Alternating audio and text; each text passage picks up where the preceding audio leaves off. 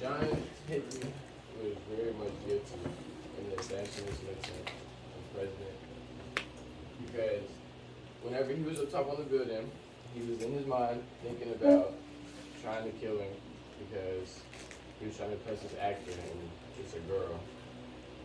He was trying to impress her. But in 1982, the verdict sparked fierce argument over the use of the insanity defense, which that don't make no sense. Just trying to impress it over a girl. He's not insane over that because also he talked about, well, the doctors talked about how he can like I don't know what it was called, but like you can like make yourself look guilty, like not look guilty, but look insane, and then while the other ones who are really insane, it's like it shows the opposite on the chart. But in response, Congress and states created stricter rules to govern the insanity defense, and in some cases abolished the defense altogether because the cases were showing like the charts together and it wasn't matching up. And then even though he watched the Taxi movie, and after the prosecution they said not to guilt by insanity, they still thought about it and then had a whole rebuttal about everything. But I believe that he is very much guilty because no one would just try to kill the president and then shoot those other people because they were insane. And then have a whole plan to set it all up. Alright, the argument. The prosecutors do not believe that he was the same and should be found guilty because he was only suffering from depression and neurosis and personality disorders, which is not even come close to insane at all. And then on that day in front of the Washington Hilton, Hinckley had fired 6 shots at the president, hitting Reagan and 3 other of his attendants, including press secretary James Bradley, who was shot in the head and suffered permanent brain damage. And also, the president was shot in the left lung with the .22 caliber bullet that just missed his heart. And after that, Hinckley was overpowered and pinned against the wall, and President Reagan, apparently unaware that he'd been shot, was shoved into his limousine by a secretary agent and rushed to the hospital. His plan was to kill the president, and he ended up hitting the president and then 3 other people. So that makes his crime go way more how he's guilty, not even being insane, he's just trying to do some crazy stuff to impress people. And the president fared well after 12 days in the hospital. He returned to the White House, so the recovery was he was alright. And then it says on history.com, which is very clear to the website, which don't tell false information, that he had planned out all these events and watched his victims, and I watched the whole video in the documentary over how he did it, and he explained it to in jail to the counsel.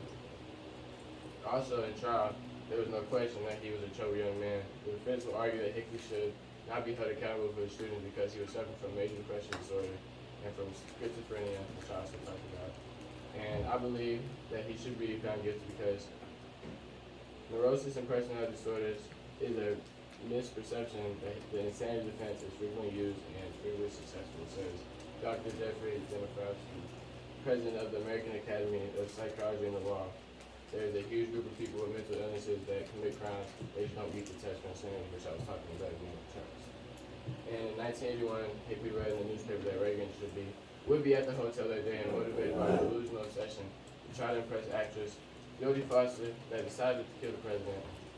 And it was planned, Hinckley told CBS News, adding that he believed Reagan was a nice man and a good president. So he really didn't care who Reagan was, just trying to impress the actress. Alright, so in the assassination attempt of President Ronald Reagan, my client John Hinckley Jr. is not guilty by reason of insanity. He's mentally unstable and ill. He suffers from narcissistic personality disorder. This caused a pathological obsession with the 1976 film Taxi Driver, including starring actress Jodie Foster and starring actor Travis Bickle. And them two ended up convincing him he should kill President Reagan. Might not sound like it makes sense, but it will in a second. So, John, he was born in a hardworking family. Growing up, he was kind of known as a quiet kid in class. They didn't really have any friends. They didn't really have any enemies, really. And he ended up going to school at Texas Tech, but he liked to learn songs, like singing. So he moved to LA to pursue that career. And while he was in LA one day, he saw the movie Taxi Driver. This movie gave John Beating a knife, and it gave him a session with actress Jodie Foster. He watched this movie over 15 times the next 2 weeks. you gotta keep in mind, this isn't like Netflix or like Hulu. This is like, he had to pay and go to the movies 15 different times to see this. And in this movie, actor Travis Bickle contemplates killing important political figures and ends up rescuing, through violence, a vulnerable young prostitute played by Jodie Foster. In 1977, Jonathan accepted that his dream of being a songwriter couldn't work out, so he moved back to finish school in Texas Tech. Over the next 2 years, John's depressions peaked, and this is like the only way he could find his happiness was through this movie. And he's had a pretty decent history of trying to commit suicide. Here, this is a gun used for Russian roulette. And if you don't know what Russian roulette is, basically there would be one bullet in the gun, and you would take turns shooting the gun at himself and towards like the wall or something. So basically, he had a 50% chance of killing himself. He survived both times he tried doing that. In the year 1980, John became so obsessed with Jodie Foster that he felt the need he had to see her. So he convinced his parents to pay for college so he could go to Yale. But like during this time, he didn't really care about school or nothing. He literally just wanted to see Jodie Foster. And while he was there, he couldn't even build up the courage to talk to Jodie Foster. He would only like stalk her, like literally 24/7 outside her dorm and all that. And obviously, he failed to get her to fall in love. So, well, some of the notes she read was this. This one reads, "Goodbye. I love you 6 trillion times. Don't you maybe dislike me a little bit? You must admit I am different. It'll make all the difference." And before killing the president, he wrote, "There's a definite possibility that I will be killed in my attempt to get Reagan. It is for this very reason I'm writing you this letter now. I will admit to you that the reason I'm going ahead of this attempt is because I cannot wait any longer to impress you. I've got to do something now to make you understand. In no uncertain terms that I'm doing this all for your sake, by sacrificing my freedom and possibly my life." And he ended up doing it. He brought a .22 caliber revolver to the hotel, set himself on the roof to prepare for the assassination attempt. While Reagan was down there aggressing Union members, he got into his limousine to leave, and that's when Hinckley fired 6 shots down at him. One that struck him in the chest, him in the lung. One hit James Grady, White House press secretary. Tim McCarthy, which I believe is one on the picture right there on the ground. And the thing is, he didn't even agree with President Reagan's political opinions. He thought President Reagan was a pretty good president, and this was literally just for Jodie Foster. There's no other reason. That what you said about the movies and stuff. I don't know where the proof is of that he paid 15 times to go see that movie and stuff. But also, who would go to pay their college and just not talk to the person? The same person. Someone that's not normal, someone that needs help. But alright, even before Hinckley wrote it, people thought it was used much more often than it was. A 1981 study of Wyoming residents found people believe the insanity defense was raised in 43% of cases over a two-year period. In fact, only 102 defendants, less than 1% of all defendants, raised a plea, and only 1 of 102 was acquitted. The law has a long and complicated history of mental health. Even lords of state in 12th century England sometimes issued criminals pardons for madness. In 1981, Hinckley read in the newspaper that Reagan would be at the hotel, and motivated by a delusional obsession to try to impress actress Jodie Foster, and decided to try to kill the president. Prosecution names was Roger Alderman, Robert Chapman. This is Robert Alderman, and this is Robert Chapman, which turned out to be a singer too. Okay, so back to what you were saying, how he was kind of confused on how he is insane. And well, Dr. William Carpenter and Dr. David Baer, they ran multiple tests that would prove that he is insane, including the Monotony rule, the Model Penal Code, the Irresistible Impulse Test, and ALI rule. And the Monotony rule is the first legal test to determine if someone's insane in the US and UK. And it's kind of considered a standard test. And interesting to me, it was named after Daniel Menai, who attempted to assassinate Britain's Prime Minister, but was found out to be insane. And in the Model Penal Code, it was a code assembled by the American Legal Institute. It was created in 1962. and its sole purpose is to determine if someone's sane or not. In the irresistible impulse test, it determines if someone's able to control their impulse through the mental disorder.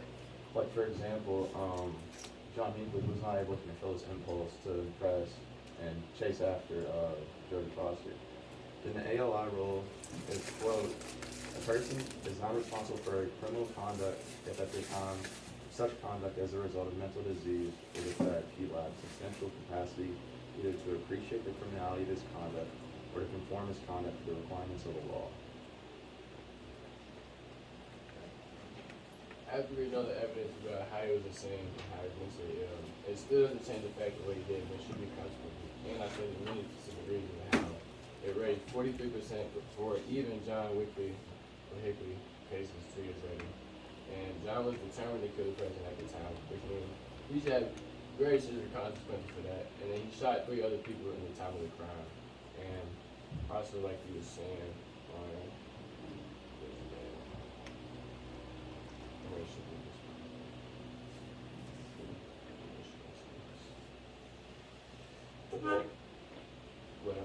yeah.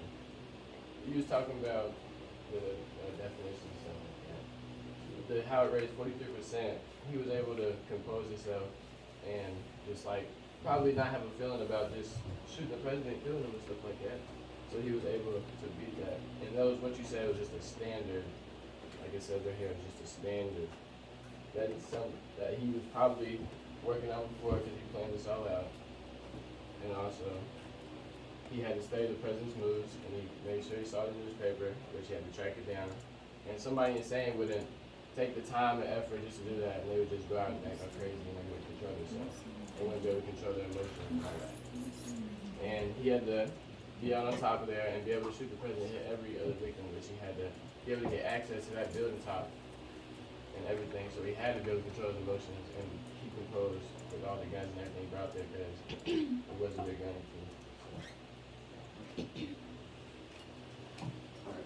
So, Aeneas assassination attempt, my client, John Hinckley, is not good. This man obviously is not, he's not okay. He needs some help.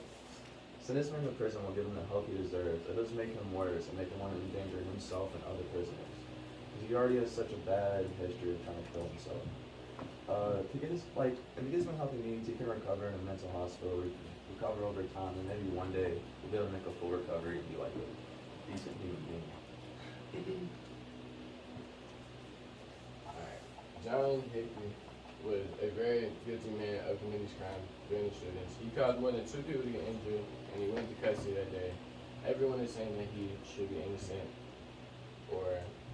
because of insanity. But that just wouldn't make sense, also because of how I talked about how he had to control himself and how everything else played out.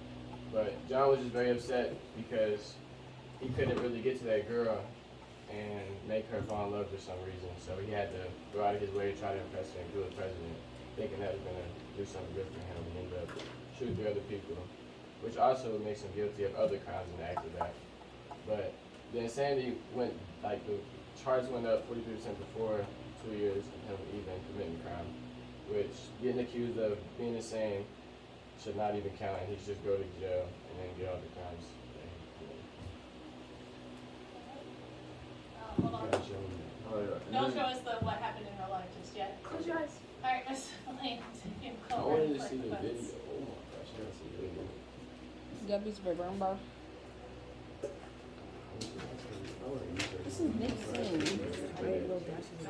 Bro, be for real. Can we hit stop on the recording? You got a piece of paper, bro. Really? Right.